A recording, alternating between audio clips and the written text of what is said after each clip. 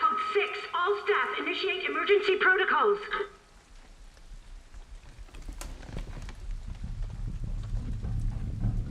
Mr. Kennedy, we need to leave immediately. What's going on?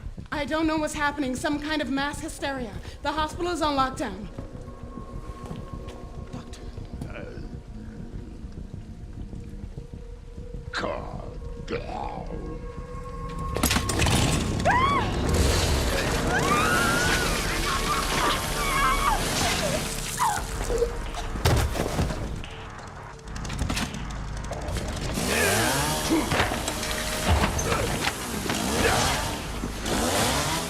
I think I want a second opinion.